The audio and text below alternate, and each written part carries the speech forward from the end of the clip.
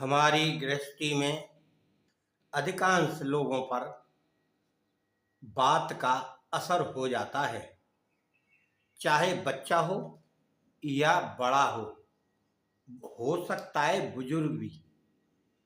क्योंकि गृहस्थी में कुछ ऊंच नीच की बातें किसी न किसी बात को लेकर चलती रहती हैं, और जिसमें इस तरह की वार्ता भी हो जाती हैं कि एक दूसरे को बुरा लग जाती हैं और महसूस कर जाते हैं। ऐसी घटनाएं ज़्यादातर उन पर होती हैं जिन पर काम का दबाव हो। या तो बच्चे हो सकते हैं, या घर की स्त्री हो सकती है, या घर का कोई बुजुर्ग भी हो सकता है। क्योंकि उसकी सीमा से बाहर अगर कोई कार्य उसे करना पड़ेगा या झेलना पड़ेगा, तो उसकी बुद्धि थोड़ी भ्रमित होने लगती है और वह सोचने लगता है कि इससे तो मर जाना ही अच्छा है। तो कई लोग, चाहे बच्चे हों या बुजुर्ग हों या स्त्रियां हों, आत्महत्या कर लेते हैं, जो कि नितांत गलत है। इसे नहीं करना चाहिए, क्योंकि थोड़ी सी अगर मन में शांति धारण कर लें और उन बातों को सहन कर लें, तो वह समय नहीं आएगा आत्महत्या करने का। परंतु हम कोई सहनशीलता सीखे ही नहीं। क्यों नहीं सीखे? कि हमारे घर के माहौल में अधिकांशतः एक दूसरे को बात मेल मिलाप से नहीं करते हैं। मेल मिलाप करके बातचीत करें, एक दूसरे के साथ हंसी ठिठोली बैठे बातचीत करें, ऊंच नीच की बातें भी समझाएं, और इस दुनिया में क्या हो रहा है, कैसे लोग रह रहे हैं, अच्छा कर रहे हैं, बुरा कर रहे हैं, वह सब बातें बच्चों के साथ और बड़ों के साथ होना चाहिए, जिससे हमारे घर में कोई अशुभ घटना ना घटे। अशुभ घटना जिसमें कई पढ़ने वाले छात्र आत्महत्या कर लेते हैं और कई दुखी होकर आत्महत्या कर लेते हैं। समस्याओं से दुखी नहीं होना चाहिए, उनका सामना करना चाहिए। कुछ दिन बाद वह समस्याएं स्वतः समाप्त हो जाती हैं। समस्या आने पर अपने मन को शांत रखें, क्रियाकलापों को शांत कर लें, ज़्यादा उठापटक ना करें उसको हल करने के लिए। जब वह समय निकलता है तो वह स्वतः ही हल हो जाती हैं।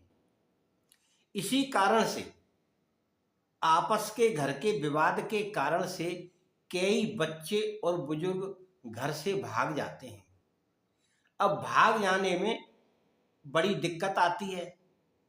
जब व्यक्ति आत्महत्या या मर जाता है या कर लेता है, तब तो उसका यह समझ में आ जाता है कि यह मर चुका। परंतु भागे हुए व्यक्ति का, बच्चा हो या बूढ़ा हो, उसका व्यक्तियों को बड़ा अफसोस होता है और बड़ी चिंता होती है कि कहाँ गया होगा। दिन में कोई दिक्कत नहीं होती, जब जैसे जैसे शाम होती है वैसे वैसे घर के लोगों की चिंताएं बढ़ जाती हैं। तो हमारा यहाँ वीडियो बनाने का कारण यह है इसमें कि यदि कोई घर से गायब हो जाए, यानी उसका अंदेशा यह है कि यह जानबूझकर या किसी के द्वारा गायब किया हुआ है या भागा हुआ है, तो उस बच्चे का या बुजुर्ग का या उस मेंबर का, घर के का, पहना हुआ कपड़ा होना चाहिए। पहना हुआ और बिना धुला हुआ कपड़ा हो। अब उस कपड़े में उसका क्या हो सकता है? चाहे तो आप पैंट ले लें, कमीज ले लें, बनियान ले लें, अंडरवियर ले लें, यहाँ तक कि उसका पोंछने का कोई रुमाल हो बिना धुला, वह भी ले सकते हैं, गमछा भी ले सकते हैं, और यहाँ तक है कि यदि उसके मोजे बिना धुले हैं तो आप वह भी ले सकते हैं। और इन सब चीज़ों को अगर वह उसने धो दिया है या वह ले गया है, तो उसका पहना हुआ कोई जूता चप्पल तो होगा।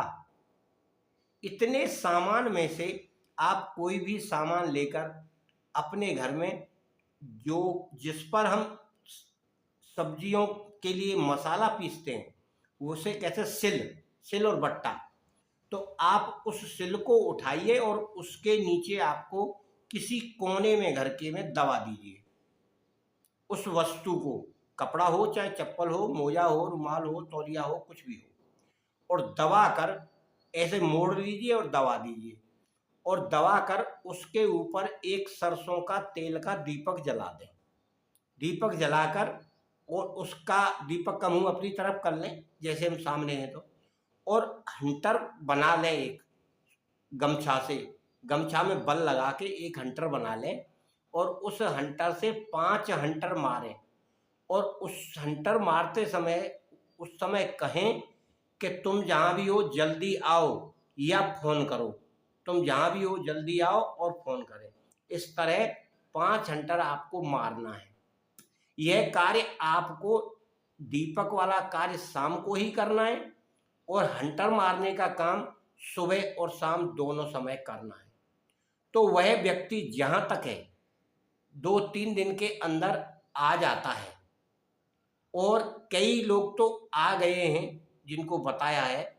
और अगर आपको ऐसा लगे 2-3 दिन में नहीं आ रहा है, तो कम से कम इस प्रयोग को 1 हफ्ते यानी 7 दिन करें, और जैसे ही पता लग जाए वैसे ही यह क्रिया कर देना चाहिए। यानी जितना लेट आप करोगे उतना ही आपका कार्य लेट होगा। पता लगते ही यह कार्य आपको तुरंत कर देना चाहिए कि वह गायब है, मिल नहीं रहा है, और कहीं चला जाए या कोई ले जाए तो तुरंत उसको दागो। तो वो जैसी भी कंडीशन में होगा, आपको कहीं ना कहीं से उसकी खबर अवश्य लग जाएगी। मित्रों, यह सबसे चमत्कारी तरीका है और बहुत लोगों को इसका लाभ प्राप्त हो चुका है।